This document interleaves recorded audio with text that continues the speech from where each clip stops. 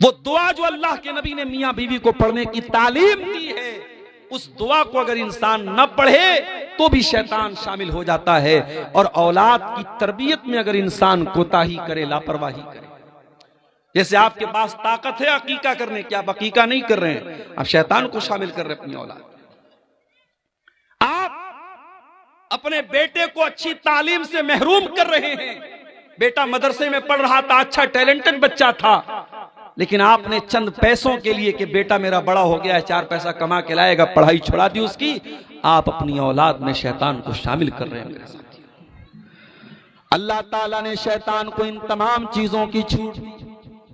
ऐ शैतान, तू आवाज के जरिए भी मेरे बंदों को गुमराह कर सकता है, और ऐ शैतान तू अपने चेलों के जरिए भी मेरे बंदों को गुमराह कर सकता है। ऐ शैतान, तू मेरे बंदों के माल में भी शामिल हो सकता है, तू मेरे बंदों की औलाद में भी शामिल हो सकता है।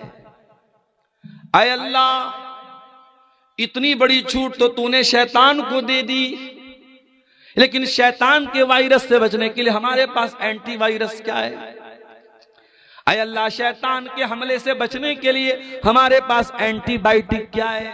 अल्लाह ने फौरन जवाब दिया, फरमाया इन्ना इबादी लैसा लका अलैहिम सुल्तान।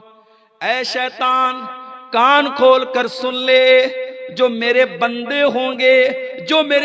होंगे उनके ऊपर तेरा कोई कंट्रोल नहीं होगा, मेरे बंदों पर तेरा कोई पावर नहीं चलेगा, तेरी कोई ताकत नहीं चलेगी। इसका मतलब यह हुआ कि शैतान के हमले से अगर बचना है तो एंटीवायरस क्या है? अल्लाह के बंदे बन जाओ।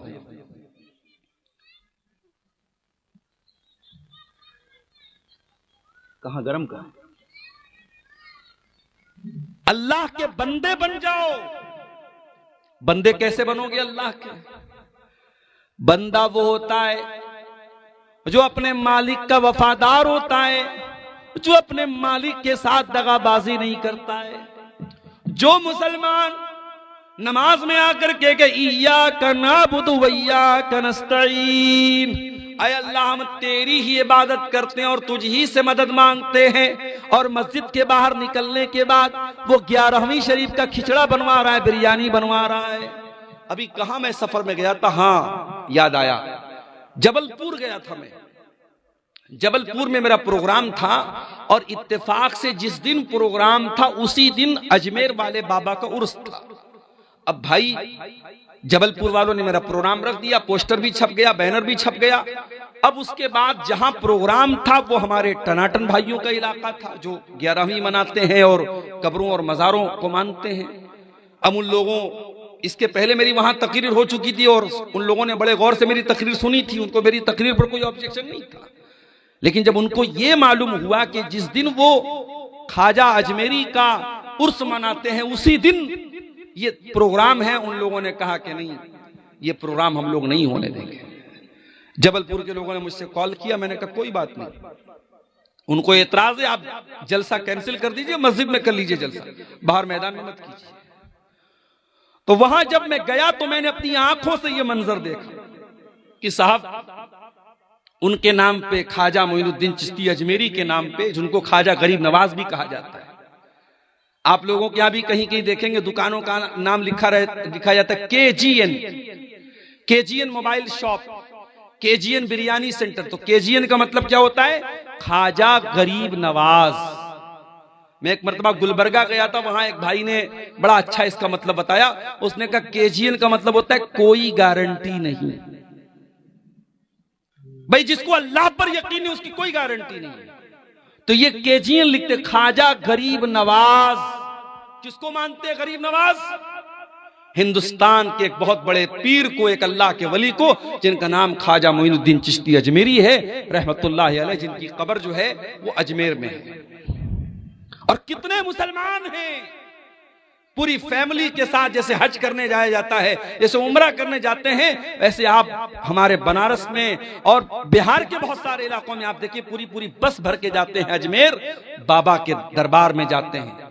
और वहां मैं तो गया नहीं हूं, अजमेर से गुजरा हूं, लेकिन मजार पे नहीं गया हूं। वहां लोगों ने बताया जन्नती दरवाजा भी है, एक दरवाजा भी लगा है, उसमें अकीदा यह है कि इस दरवाजे से जो गुजर जाएगा वो जन्नत में चला जाएगा।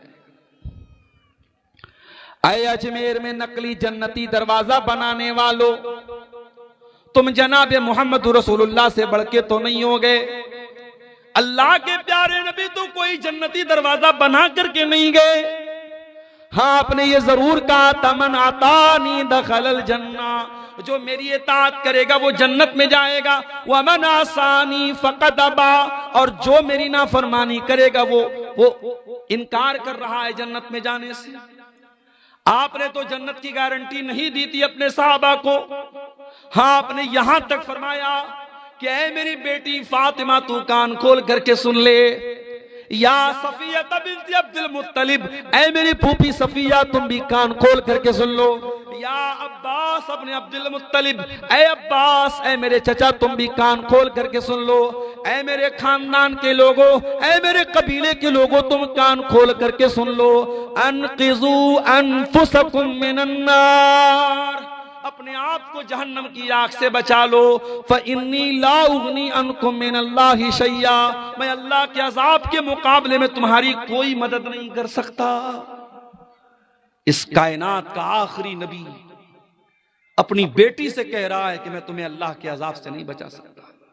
अपने चचा से कह रहा है कि मैं तुम्हें अल्लाह के अज़ाब से नहीं बचा सकता।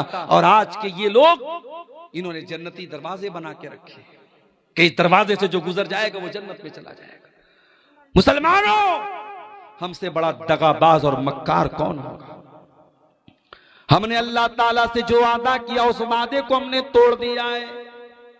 इन्ना इबादी लैसा लका अलैहिम सुल्तान, अल्लाह ने शैतान से कहा था जो मेरे बंदे होंगे, जो हकीकत में मेरे बंदे होंगे, उनके ऊपर तेरा जोर नहीं चलेगा।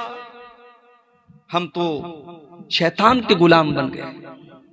कोई शिर्क कर रहा है, कोई ज़िना कर रहा है, कोई चोरी कर रहा है, कोई बेईमानी कर रहा है, कोई भाई की जमीन पर कब्जा कर रहा है, कोई बहन की जायदाद खा रहा है। हम तो अपनी ख्वाहिशों के बंदे बन गए, हम तो रुपये पैसे के बंदे बन गए। हम अल्लाह के बंदे कहां बने मेरे प्यारे साथी?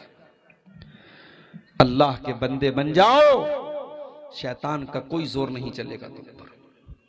तो ये जो नाच गाना और म्यूजिक है जिसके जरिए आज हम अपने कानों को लज्जत पहुंचा रहे हैं, ये भी शैतान की बहुत बड़ी चाल है। और समाज में जिना के फैलने की एक बहुत बड़ी वजह ये मोबाइल का गलत इस्तेमाल भी है मेरे प्यारे साथी। इस मोबाइल ने एक काम और किया,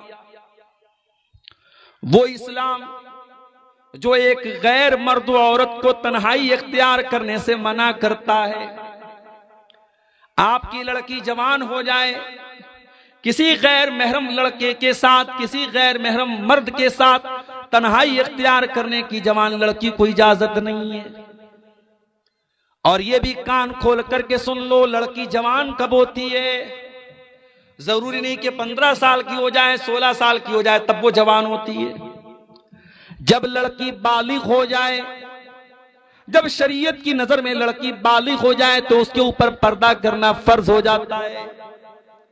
एक बालिग लड़की को जो बुलूगत को पहुंच चुकी हो, जिसको मेंसेस आने लगे हो, जिसके ऊपर नमाज फर्ज हो चुकी हो, उस लड़की को किसी गैर मर्द के साथ तन्हाई इख्तियार करने की इजाजत नहीं है।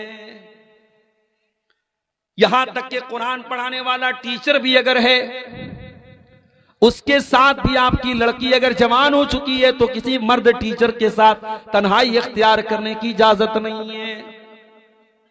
साइंस पढ़ाने वाला, मैथ पढ़ाने वाला, इंग्लिश पढ़ाने वाला टीचर भी तन्हाई में आपकी बेटी को पढ़ा रहा है तो ये गलत है। आप फितनों को दावत दे रहे हैं, आप गलत काम को दावत दे रहे हैं।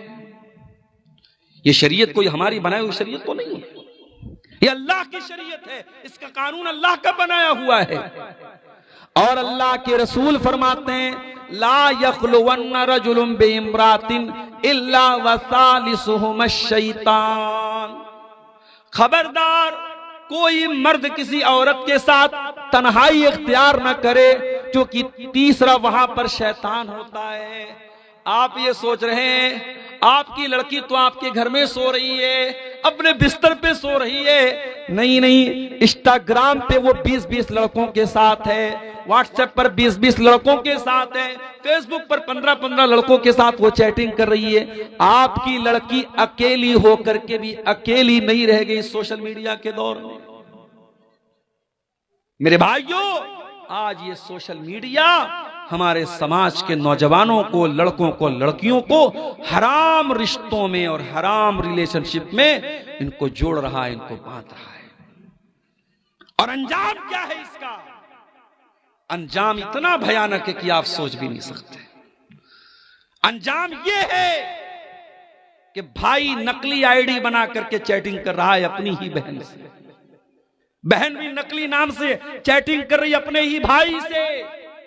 भाई को नहीं मालूम कि मैं अपनी बहन से बात कर रहा हूं, बहन को नहीं मालूम कि मैं अपने भाई से बात कर रही हूं। दोनों ने नकली आईडी बनाई हुई है। एक दूसरे से प्यार और मोहब्बत की बातें करने के बाद जब मिलना तय हुआ, होटल का कमरा तय हो गया, और उस होटल में जब वक्त मौऊद पर, वक्त मुकर्ररा पर जब लड़का मिलने जाता है, क्या देखता है कि अपनी ही सगी बहन से वो मिलने जा रहा है। दोनों ने एक दूसरे को देखकर शर्म से नजरें झुका ली और वहां से वापस चले गए। हो लोगो, तुम किसी और की बहन बेटी के साथ जो काम करने जा रहे हो सकता है कि वही काम तुम्हारी बहन बेटी के साथ कोई और करने वाला हो। इसीलिए जब एक नौजवान अल्लाह के रसूल के पास आया और उसने आकर के ज़िना की इजाजत मांगी और फरमाया, कहा, अय अल्लाह के नबी, इज़न ली बिज़िना, मुझे ज़िना की इजाजत दे दीजिए। अल्लाह के नबी का समझाने का अंदाज कितना प्यारा था।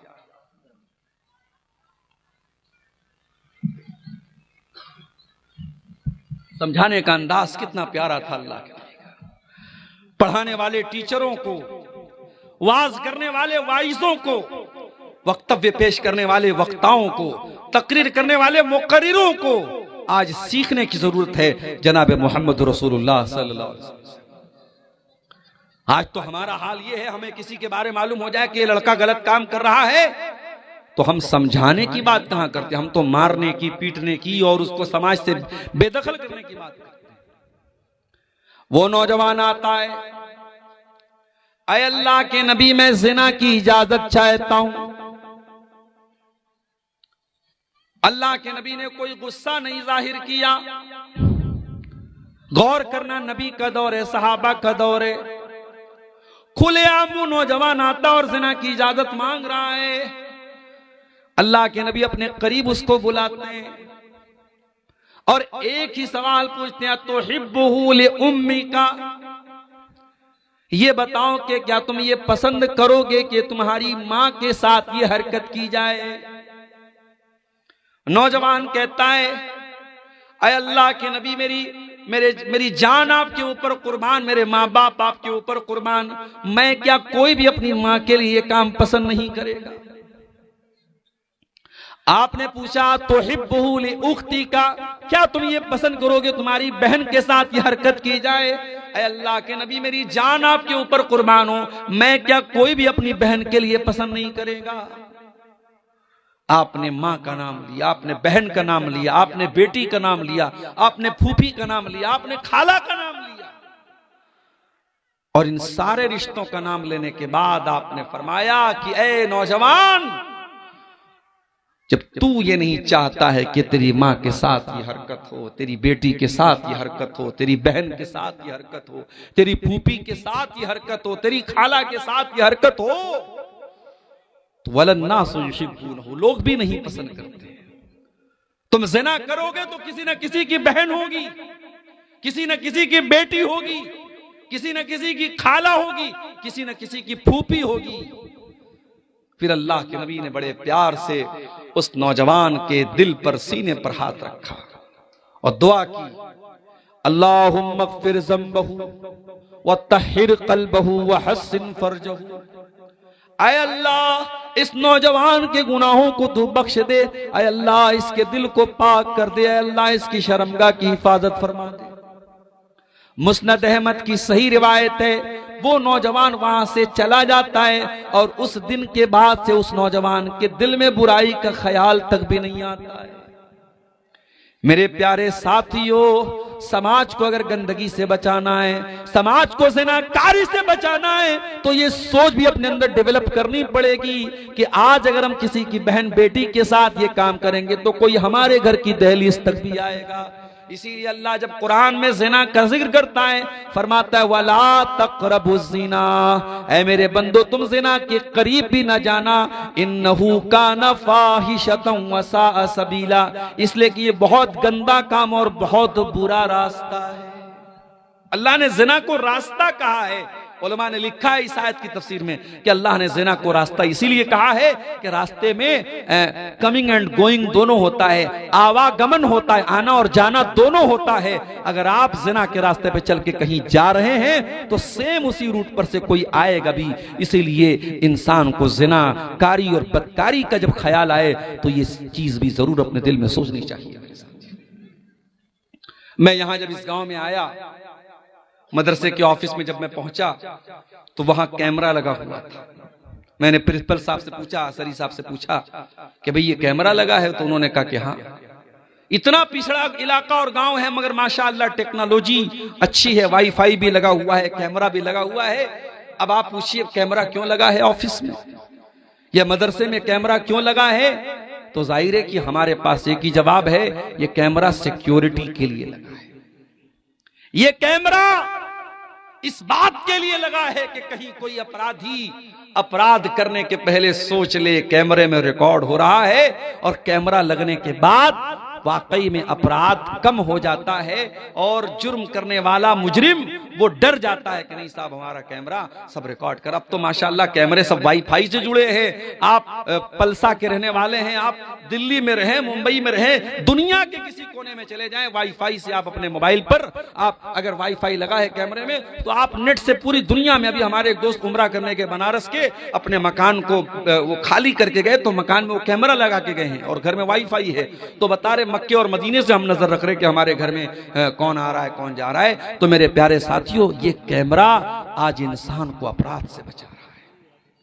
अगर दुनिया में इंसान का बनाया हुआ कैमरा अपराध से बचा सकता है तो अल्लाह ताला का कैमरा क्यों नहीं बचा सकता? दुनिया का कैमरा तो वाईफाई का मोहताज है, अल्लाह का कैमरा तो वाईफाई का मोहताज भी नहीं है।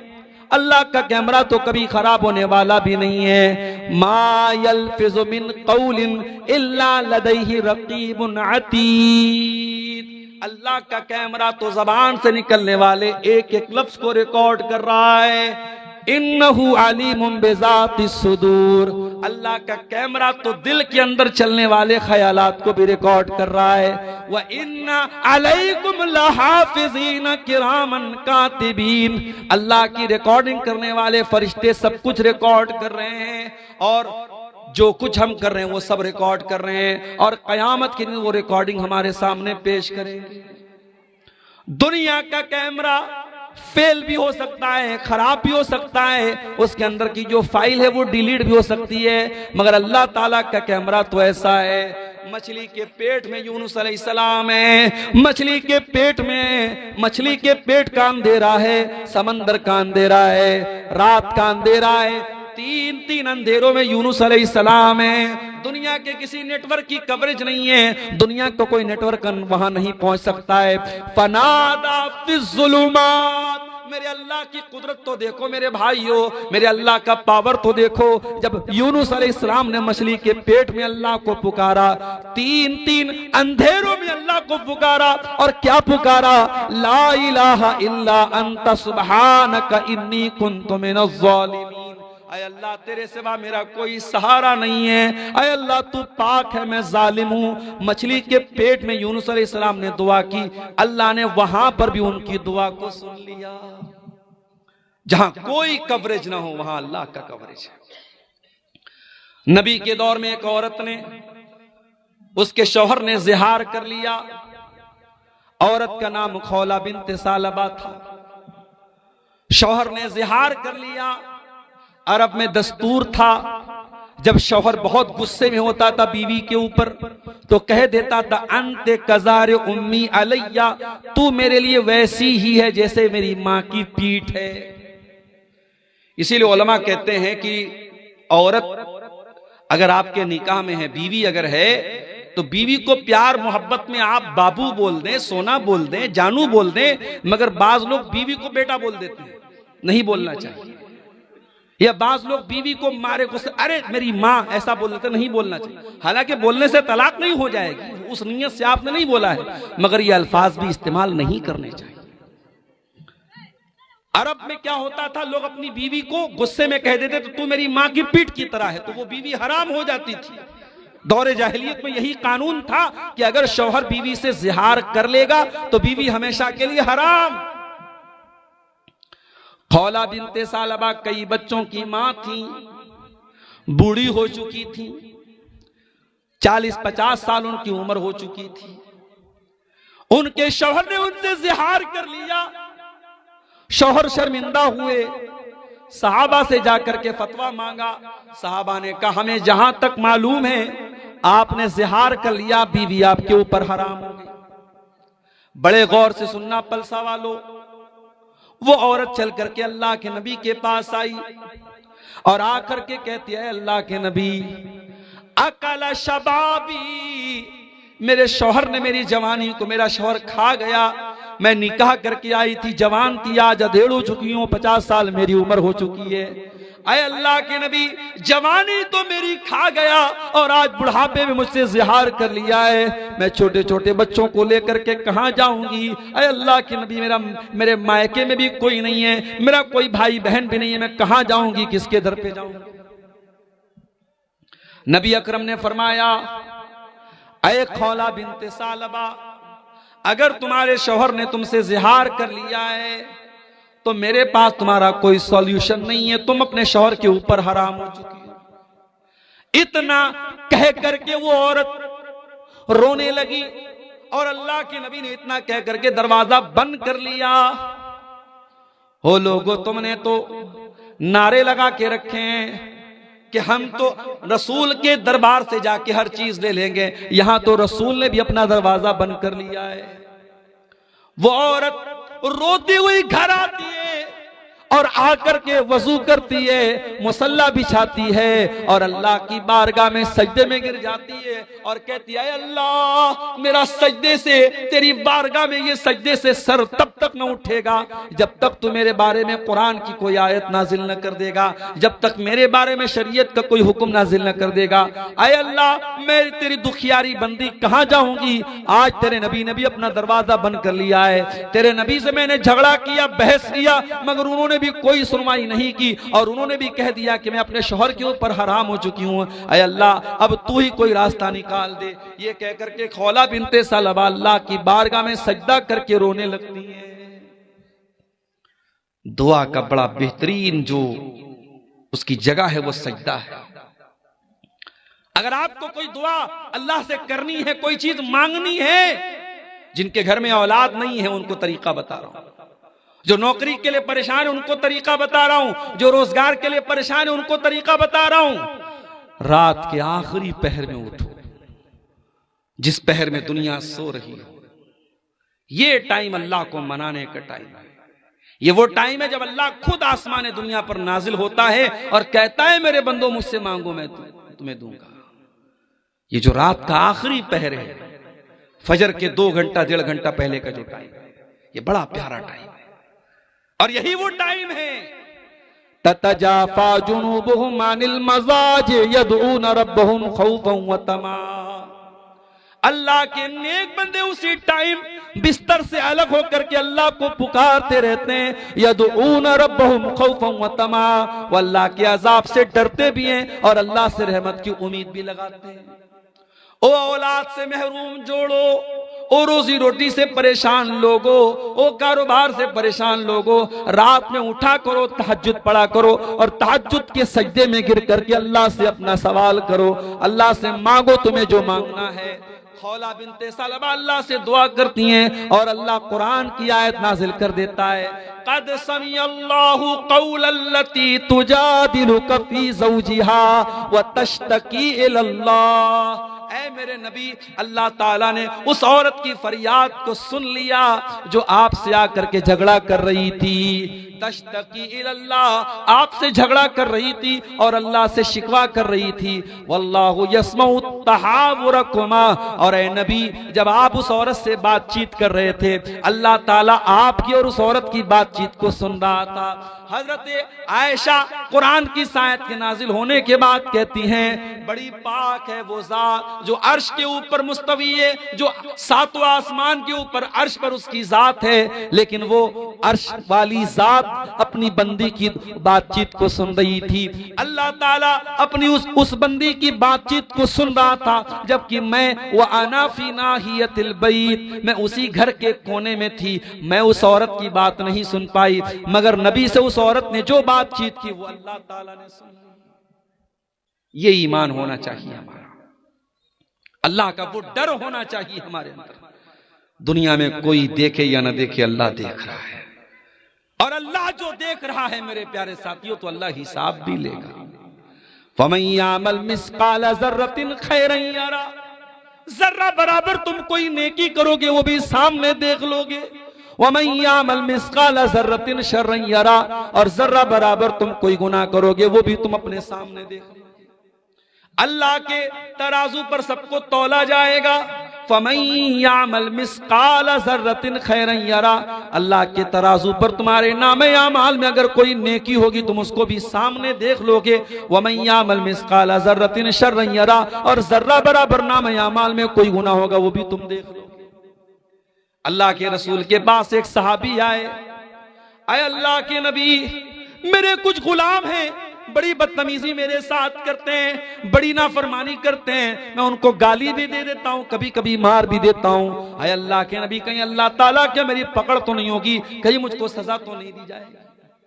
आपने फरमाया, ऐ मेरे सहाबी, तुम्हारे जो गुलाम तुम्हारी नाफरमानी करते हैं, तुम्हारे साथ जो बदतमीजी करते हैं, अल्लाह ताला के उसको भी तौला जाएगा, और तुम जो सजा देते हो उसको भी तौला जाएगा।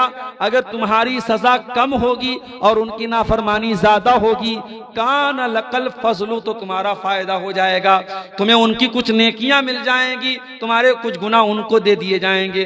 लेकिन ऐ मेरे सहाबी, अगर तुम्हारे गुलामों की बदतमीजी कम निकली, उनकी नाफरमानी कम निकली और तुम्हारी सजा ज्यादा निकली, तो फिर तुम्हारा नुकसान हो जाएगा और तुम्हारी कुछ नेकियां कम हो जाएंगी और उनके कुछ गुनाह तुम्हारे ऊपर लाद दिए जाएंगे।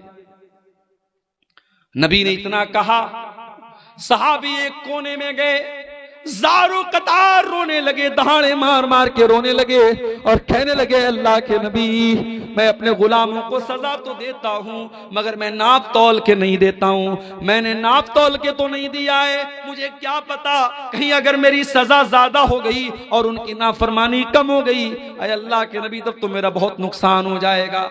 आपने फरमाया, ऐ मेरे सहाबी, क्या तूने कुरान की आयत नहीं पढ़ी है? अल्लाह ने कुरान में फरमाया, वनज़उल मवाज़ीनल क़िस्त लियौमिल क़ियामा, हम कयामत के दिन इंसाफ का तराजू रखेंगे।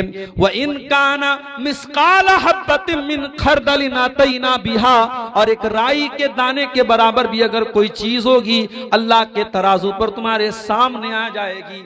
व कफा बिना हासिबीन, और अल्लाह जब हिसाब लेगा तो एक एक चीज का हिसाब लेगा। ऐ मेरे साहबी, तुमने अपने गुलामों को जो सजा दी है वो तो तौली जाएगी, वो तो नापी जाएगी। साहबी ने कहा, ऐ अल्लाह के रसूल, मैं इतना बड़ा खतरा मोल नहीं ले सकता, मैं इतना बड़ा रिस्क मोल नहीं ले सकता, मैं आपको गवाह बना के कहता हूं, इन्नी उशहिदुकुम अला अन्नहुम अहरारुन कुल्लुहुम, ऐ अल्लाह के नबी, मैं आपको गवाह बना के कहता हूं, मैं अपने सारे गुलामों को आजाद कर रहा हूं। आज देश से भ्रष्टाचार क्यों नहीं खत्म हो रहा है?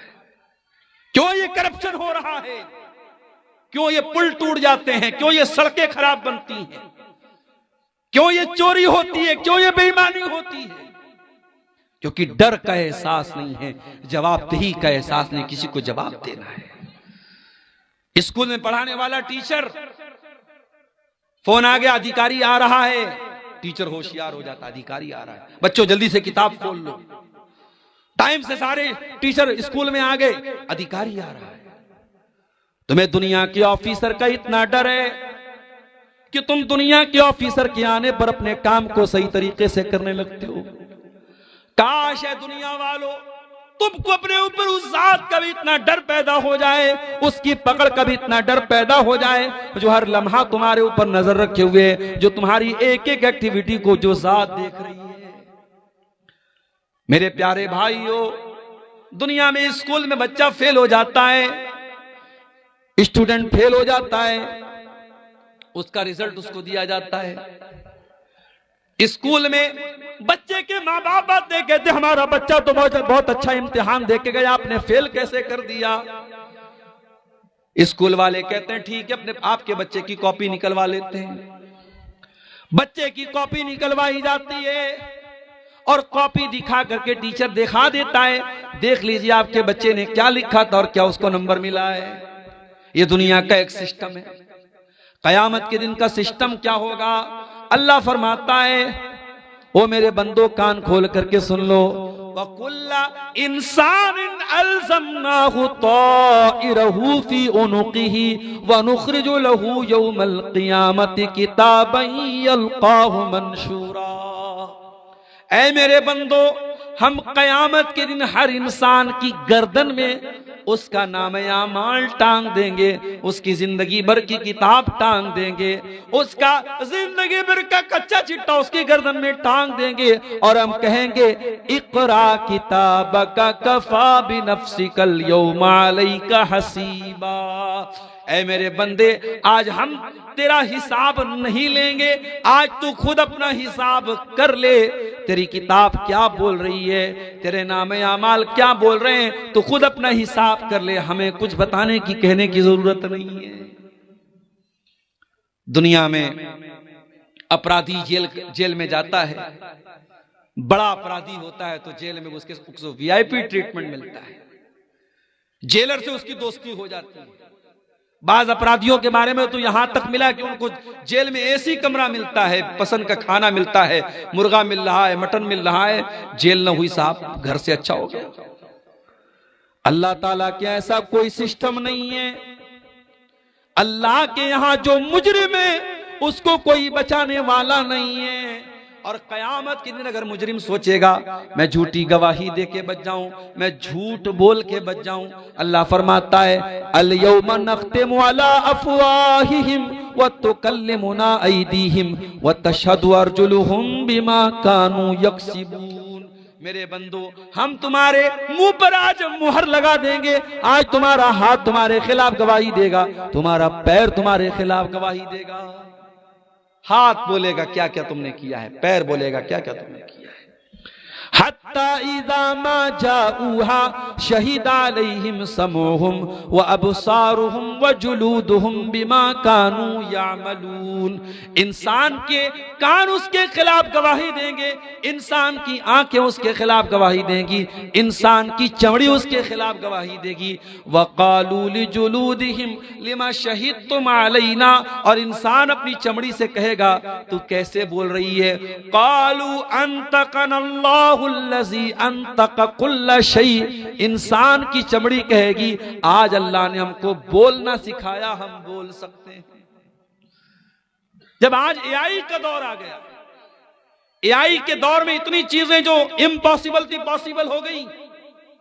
आप यहां बैठे हैं, यहां पलसा में बैठे, आपका फोटो मैंने यहां लिया है और उस फोटो को मैं वीडियो बना के ताजमहल के पास आपको पहुंचा सकता हूं, जामा मस्जिद के पास आपको पहुंचा सकता हूं। एआई के जरिए सब मुमकिन है। तो जब एआई के जरिए इंसान इतनी तरक्की कर सकता है तो वो अल्लाह जिसने इंसान को इतना दिमाग दिया है, मेरे प्यारे साथियों, कल कयामत के दिन वो अल्लाह तबारक व तआला हमारी चमड़ी को भी हमारे खिलाफ गवाह बना करके खड़ा कर देगा। अब जरा सोचो, हमारा हाथ हमारे खिलाफ गवाही दे रहा है, हमारे पैर हमारे खिलाफ गवाही दे रहे हैं, हमारी चमड़ी हमारे खिलाफ गवाही दे रहे हैं। मेरे प्यारे साथियों, इन तमाम चीजों से अगर हमें बचना है तो हमें फिर कुरान की उसी आयत की तरफ लौटना पड़ेगा जो खुतबे मसनूना के बाद मैंने पढ़ी थी। हमें अल्लाह के जिक्र से अपना ताल्लुक जोड़ना पड़ेगा। मैं ये नहीं कहता कि आप कारोबार ना करें, आप रोजी रोटी ना कमाएं, यकीनन बेशक आप खूब पैसा कमाएं, हमारे मदरसे नहीं चलेंगे अगर आप पैसा नहीं कमाएंगे, हमारी मस्जिदें बंद हो जाएंगी अगर आप पैसा नहीं कमाएंगे। आपका पैसा कमाना, दौलत कमाना ये बुरा नहीं है, मगर दौलत को सब कुछ समझ लेना ये बुरा है। इसीलिए अल्लाह ने हमें जो दुआ सिखाई कुरान में, और रब्बना आतिना फिद दुनिया हसना व फिल आखिरति हसना व क़िना अज़ाबन नार। ऐ अल्लाह हमको दुनिया में भी तू भलाई अता फरमा और आखिरत में भी हमको भलाई अता फरमा और जहन्नम की आग से हमको बचा ले। और इसीलिए अल्लाह ताला ने कारून जैसे पैसे वाले को नसीहत की, फरमाया वब्तग़ि फीमा आताकल्लाहु दारल आखिरा। ऐ कारून तुझको जो दौलत मिली, जो पैसा मिला, इस दौलत के जरिए तू आखिरत की तैयारी कर। वला तंसा नसीबक मिनद दुनिया, और दुनिया में जो तेरा हक है उसको तू मत भूल। दुनिया में जो तेरा हक है, जो हिस्सा है, उसको मत भूल, लेकिन आखिरत की तैयारी कर। मेरे प्यारे साथियों, हमारा जो बुनियादी मकसद होना चाहिए वो आखिरत की तैयारी होना चाहिए। दुनिया की ये 4 दिन की जिंदगी है, ये दगाबाज जिंदगी है, ये बेवफा जिंदगी है, ये धोखे का सामान है। इस दुनिया की जवानी हमेशा नहीं, इस दुनिया की ताकत हमेशा नहीं, इस दुनिया की खूबसूरती हमेशा नहीं, इस दुनिया की दौलत हमेशा नहीं। जिस दिन सांस टूटेगी, जिस दिन दिल की धड़कन बंद होगी, सब ठाट पड़ा रह जाएगा।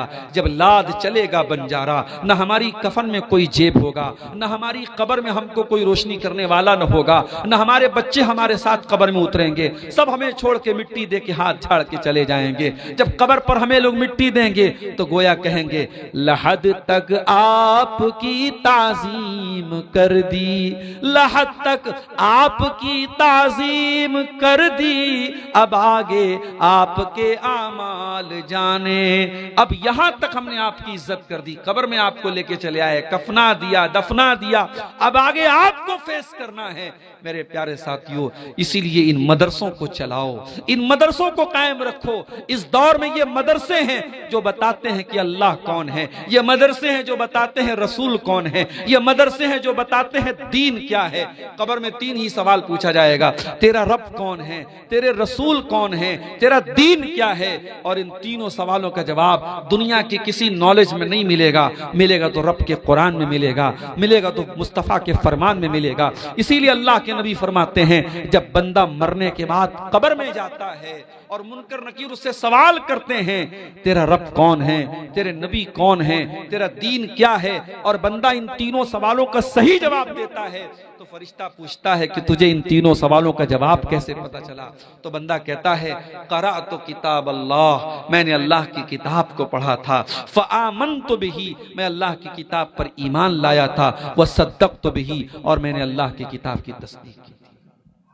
आज 31 दिसंबर की रात है और 12 बजने के बाद अभी 1 बज रहे हैं तकरीबन। पूरी दुनिया में इस वक्त जश्न मनाया जा रहा है। हैप्पी न्यू ईयर के नाम से हजारों लाखों रुपए के पटाखे छोड़े जा रहे हैं। आज शराबें पी जा रही हैं, आज ज़िनाकारियां हो रही हैं, आज बड़े बड़े पिकनिक स्पॉट पर लड़के लड़कियों को लेके घूमने फिरने गए हैं। मेरे प्यारे साथियों, और ये सारे काम करने वालों में अपने आप को मुसलमान कहने वाले लोग भी शामिल हैं। हमें दूसरों से शिकवा नहीं है, हमें शिकवा है उनसे जो अपने आप को मुसलमान कहते हैं। और हमें इकबाल का वो शेर याद आता है, वज़ा में तुम हो नसारा तो तमद्दुन में हुनूद, वज़ा में तुम हो नसारा तो तमद्दुन में हुनूद। ये मुसलमान है जिन्हें देख के शर्माए यहूद। हमारी कौन सी हरकत ऐसी है जो हमको मुसलमान दिखा रही है? जब हमारा रहन सहन, हमारी औरतों का लिबास, हमारी चाल ढाल सब कुछ ये बता रही है कि हमारा इस्लाम से कोई लेना देना नहीं है, तो फिर हम किस चीज के मुसलमान हैं? मेरे प्यारे साथियों, इसलिए हमें और आपको कुरान की उस आयत पर अमल करना चाहिए, या अय्युहल्लज़ीना आमनू उदखुलू फिस्सिल्मि काफ़ा। ऐ ईमान वालो, अधूरे मुसलमान मत बनो, दावेदारी वाले मुसलमान न बनो, ज़बानी मुसलमान न बनो, इस्लाम में पूरे के पूरे दाखिल हो जाओ। अगर इस्लाम को फॉलो करते हो तो तुम्हारे लिबास से भी पता चलना चाहिए कि तुम मुसलमान हो, तुम्हारी औरत के पर्दे से भी पता चलना चाहिए कि तुम मुसलमान हो, तुम्हारी औलाद के चाल चलन से भी पता लगना चाहिए कि तुम मुसलमान हो, तुम्हारे शादी ब्याह से पता लगना चाहिए कि तुम मुसलमान हो।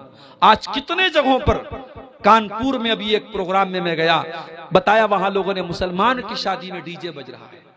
अपने आप को अहले हदीस कहने वाले कुछ लोग भी ऐसे हैं वहां जो आज अपने शादियों में डीजे बजवा रहे हैं और गाने नाच गाने करवा रहे हैं। ये शर्म से चुल्लू भर पानी में डूब मरने की बात है मेरे साथियों। अगर हमारी शादियों में और गैरों की शादियों में कोई फर्क नहीं है तो फिर हम काहे के मुसलमान हैं? नबी ने फरमाया, मन तशब्बह बिकौमिन फहुवा मिनहुम, जो किसी कौम की नकल करे वो उन्हीं में से। इसीलिए ये बर्थडे मनाना, ये एनिवर्सरी मनाना, ये सालगिरह मनाना, ये नया साल मनाना, ये मदर्स डे मनाना, ये फादर्स डे मनाना, ये चोंचलेबाजी इस्लाम में नहीं है, माफ कीजिएगा। अगर फादर से मोहब्बत है, बाप से मोहब्बत है, तो बाप के लिए फादर्स डे का इंतजार न करो, रोजाना टाइम निकालो, बाप के साथ बैठो, बाप के सुख दुख में शामिल हो जाओ। और ये बात याद रखो, तुम दुनिया में जितनी भी तरक्की कर लो, तुम अपने बाप के बेटे ही रहोगे। बाप के एहसानात से तुम कभी पीछा नहीं छोड़ा सकते मेरे साथ। बाप जब तक जिंदा है तुम्हें कदर नहीं हो रही है, जिस दिन बाप जाएगा तुम्हें अंदाजा होगा कितने बोझ थे जो तुम्हारा बाप अपने सर पे उठाता था, और तुमको तुम्हारे बाप ने बिल्कुल तुमको उससे बरी करके रखा था, तुम्हें बेखौफ करके रखा था। ये मदर्स डे मनाने वाले, घर में बूढ़ी माँ बेचारी खांस रही है, उसकी दवा के पैसे नहीं है, और ये व्हाट्सएप पे स्टेटस लगा रहा है, माँ ये होती है, माँ वो होती है, माँ के सम्मान पे लेक्चर झाड़ रहा है। ये चोंचलेबाजियां इस्लाम की नहीं है मेरे प्यारे साथ, इस्लाम बरी है इनसे। इसलिए अपने आप को इन चोंचलेबाजियों से आजाद करो, अपने निकाह को सिंपल बनाओ। निकाह में लड़के को वलीमा करना है, वलीमा की ताकत है तो वलीमा करो, वो भी ताकत नहीं तो वलीमा फर्ज नहीं, जरूरी नहीं है वलीमा। और मैं कभी कभी सोचता हूं, लोग बैंक से लोन लेके शादियां करते हैं। इसी बिहार में मेरे पास नमूने मौजूद हैं, लोगों ने बताया मौलाना अपना खेत बेच के लड़की की शादी लोग करते हैं, जमीनें बेच के लड़की की शादी करते हैं। और ये सारी कुर्बानी देकर जब आप शादी करते हैं और लोगों को दावत खिलाते हैं, तो ये बेगैरत लोग आपके यहां आकर के दावत खाएंगे, हाथ धो के चले जाएंगे और कहेंगे अरे यार खाना बहुत अच्छा नहीं था, चावल ऐसा था तो गोश्त ऐसा था तो रोटी ऐसी थी, वो कमेंट करके चले जाएंगे। इसका मतलब यह हुआ कि हम हजारों लोगों को जो खाना खिला रहे हैं अपनी गाड़ी कमाई से, कर्जे लेकर, लोन लेकर, ये हमारे कोई खैर खा लोग नहीं है। कहीं कहीं तो बारात लौट गई है साहब, बारात के मतलब का नाश्ता नहीं मिला, बारात के मतलब का खाना नहीं, बारात लौट जाती है। इतने बेगैरत हो चुके हैं मेरे प्यारे साथियों हम और आप। एक इंसान न जाने कहां कहां से इंतजाम करके अपनी बेटी की शादी करता है, उसकी इज्जत का सवाल होता है, और वहां बाराती जाकर के वहां एटीट्यूड दिखाता है कि हमें ये नाश्ता चाहिए और हमें वो नाश्ता, हमें देसी मुर्गा चाहिए और हमें ये चाहिए। वहां जाकर के तुम नौटंकी करते हो, चुल्लू भर पानी में डूब मरना चाहिए। न इस्लाम में बारात की कोई हैसियत है, न जहेज की कोई हैसियत है, न ये बारातियों के एटीट्यूड की कोई हैसियत है। नबी ने 9 शादियां, नबी की 9 बीवियां एक साथ थी, नबी ने टोटल 11 शादियां की। नबी की बीवियों में कौन सी बीवी की शादी के मौके पर नबी बारात लेके गए, जरा बता दो हमको। नबी की 4 बेटियां थी, कौन सी बेटी को नबी ने जहेज दिया, जरा बता दो हमें। आज हम और आप अपने आप को अहले हदीस बोलते हैं, हमारा हाथ सीने पर, हम नमाज में रफुल यदैन करने वाले, आमीन जोर से बोलने वाले, सिर्फ हम नमाज के अहले हदीस हैं, सिर्फ हम इबादत में अहले हदीस हैं? नहीं मेरे साथी, हमें अपनी शादियों में भी अहले हदीस बनना पड़ेगा, हमें अपने लेन देन में भी अहले हदीस बनना पड़ेगा। अहले हदीस वो है जो कुरान और हदीस पर चलने वाला हो, जिसका अखलाक भी कुरान और हदीस वाला, जिसकी शादी ब्याह भी कुरान और हदीस वाली, जिसका लेन देन भी कुरान और हदीस वाला। आज अफसोस की बात है, कितने हमारे इसी सीमांचल के इलाके में मैं देखता हूं, नमाज से कोई मतलब नहीं, पैसा आ रहा है, मदरसे में खूब चंदा दे रहे हैं, मस्जिद में खूब चंदा दे रहे हैं, नमाज से कोई मतलब नहीं। अल्लाह की रस्सी बहुत ढीली करके रखी, अल्लाह ने जिन रस्सी टाइट कर लेगा तुम्हें सड़क पर आते हुए देर नहीं लगेगी। दुनिया में मिसालें मौजूद हैं, कल करोड़पति थे आज सड़क पर आ गए, कल बादशाह थे आज भीख कटोरा मांग के भीख मांग रहे हैं, कटोरा लेकर। अल्लाह की पकड़ से डरो मेरे भाइयों। अगर तुम नमाज नहीं पढ़ते और तब भी अल्लाह रोजी दे रहा है, तुम अल्लाह को याद नहीं करते तब भी तुम्हारा काम चल रहा है, तो ये मत समझो कि अल्लाह तुमसे खुश है। अल्लाह ने ढील दे के रखी, और जिस दिन अल्लाह रस्सी को टाइट करेगा तुम्हारे पास भागने का रास्ता नहीं बचेगा। इसीलिए अल्लाह कुरान में कहता है, रिजालुल्ला तुलहीहिम तिजारतुम वला बैउन अन जिक्रिल्लाह। हकीकत में मर्द वो लोग होते हैं जो कारोबार भी करते हैं, जो लेन देन भी करते हैं, मगर उनका कारोबार उनको अल्लाह के जिक्र से, नमाज से गाफिल नहीं करता है। यखाफून यौमन ततक़ल्लबु फीहिल क़ुलूब वल अब्सार। वो उस दिन से डरते हैं जिस दिन आंखें अपनी जगह पे नहीं रहेंगी, कलेजे अपनी जगह पे नहीं रहेंगे, आंखें उलट पलट जाएंगी, कलेजे उलट पलट जाएंगे। नमाज पढ़ो मेरे भाइयों, अपने बच्चों को भी नमाजी बनाओ, अपने घर का माहौल ऐसा बनाओ कि एक आदमी भी नमाज न पढ़े तो उसका हिसाब लिया जाए। माए जब मुसल्ले पर बैठे तो बेटियों को लेकर के बैठे, माँ अपनी बच्चियों को नमाजी बनाए, बाप अपने बच्चों को नमाजी बनाए। ईसा अलैहिस्सलाम जब दुनिया में पैदा हुए, अपनी माँ की गोद में पहला लफ्ज उन्होंने क्या बोला था? काला इन्नी अब्दुल्लाह, मैं अल्लाह का बंदा हूँ। आतानियल किताब व जालनी नबिया, अल्लाह ने मुझको अपनी किताब दी, अल्लाह ने मुझको अपना नबी बनाया। व जालनी मुबारकन ऐनमा कुन्तु व औसानी बिस्सलाह, और अल्लाह ने मुझे बरकत वाला बनाया और अल्लाह ने मुझे नमाज का हुक्म दिया है। ईसा अलैहिस्सलाम दूध पीते बच्चे हैं, अपनी माँ की गोद में पहला जुमला क्या बोलते हैं? अल्लाह ने मुझे नमाज का हुक्म दिया है। अगर ईसा अपनी माँ की गोद में नमाज की बात कर रहे हैं तो मेरे प्यारे साथियों, हमारी और आपकी जिंदगी में भी नमाज होनी चाहिए। आइए, ये रात का सुहाना वक्त है, हम इस वक्त में ये अज़्म करें, ये अहद करें और यहां से ये अहद करके जाएं कि अगर हमारी जिंदगी में नमाज नहीं है तो हम नमाज लाएंगे, अगर हमारी जिंदगी में अल्लाह का जिक्र नहीं है तो हम जिक्र लाएंगे, हम अल्लाह को याद करेंगे। और याद रखो मेरे भाइयों, मुल्क के हालात बहुत अच्छे नहीं हैं। अभी इस मुल्क में एक मुफ्ती साहब ने जब एक गैर मुस्लिम को, गैर मुस्लिम ही उसको कहा जाएगा, जो अल्लाह को नहीं मानता वो मुसलमान कहाँ है, एक मुल्हिद को एक मुसलमान आलिम दीन ने जब उसको लाजवाब कर दिया तो ये बात बहुत सारे लोगों को हजम नहीं हुई। अब मुफ्ती साहब के पुराने पुराने वीडियोस निकाल करके मुफ्ती साहब के खिलाफ एक माहौल बनाया जा रहा है। और दुआ कीजिए अल्लाह खैर का मामला करे, वरना बहुत बड़ी मुसीबत में मुफ्ती साहब को डालने की कोशिश हो रही है। हालात ये है मेरे प्यारे साथियों, और इन हालात में हमारी जिम्मेदारी क्या है? हमारी बहुत बड़ी जिम्मेदारी ये है कि हम अल्लाह से अपना ताल्लुक मजबूत करें मेरे साथियों। अगर अल्लाह हमसे नाराज रहेगा तो हम दुनिया में कभी इज्जत नहीं पा सकते। इज्जत और जिल्लत अल्लाह के हाथ में। वलिल्लाहिल इज्जत वलि रसूलिही वलिल मोमिनीन, इज्जत अल्लाह के लिए, इज्जत रसूल के लिए, इज्जत ईमान वालों के लिए। व तुइज़्ज़ु मन तशा व तुज़िल्लु मन तशा, अल्लाह जिसे चाहता है इज्जत देता है, अल्लाह जिसे चाहता है जिल्लत देता है। अगर हमें दुश्मन की चाल से बचना है, अगर हमें जालिमों के जुल्म से बचना है तो हमें अल्लाह से अपना ताल्लुक मजबूत करना पड़ेगा मेरे साथियों। इसीलिए अल्लाह कुरान में कहता है फज़कुरूनी अज़कुरुकुम वश्कुरूली वला तकफुरून, मुझे याद करो मैं तुम्हें याद करूंगा। ऐ मेरे बंदो, जब तुम्हारी जिंदगी में हमारा जिक्र होगा, जब तुम हमको याद करोगे तो हम तुमको याद करेंगे, जब तुम हमारा शुक्रिया अदा करोगे तो हम तुम्हें दुनिया में इज्जत देंगे। मेरा शुक्रिया अदा करो, मेरी नाशुक्री मत करो।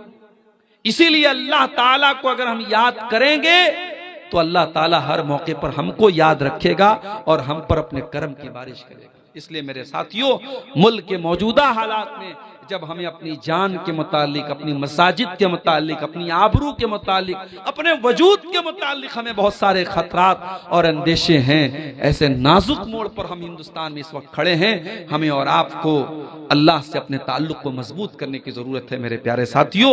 और कुरान की वही आयत में फिर से रिपीट कर रहा हूँ, वमन अअरज़ अन ज़िक्री फ़इन्न लहू मईशतन ज़न्का, कि जो मेरे जिक्र से मुंह मोड़ेगा हम उसकी जिंदगी को तंग बना देंगे और उसे कयामत के दिन हम अंधा बना करके उठाएंगे। मेरे प्यारे साथियों, जलसे के जिम्मेदारान ने मुझसे एक बात की कही थी कि कुछ लोग अभी तक ऐसे हैं इस जलसे में जिन्होंने जलसे को ताउन नहीं किया है और वो आपके हाथ पे आकर के कुछ ताउन करना चाहते हैं। जलसे वालों ने मुझसे गुजारिश की थी कि बहुत पिछड़ा इलाका है और यहाँ इदारे के लिए ताउन की जरूरत है। ये इन्होंने भाई साहब ने अच्छा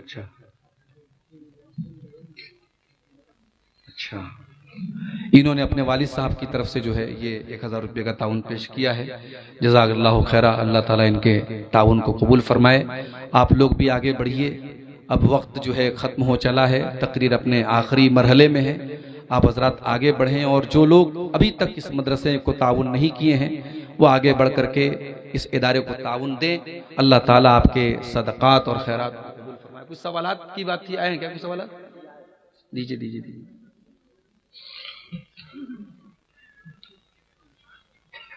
दीजिए इकट्ठे दीजिए।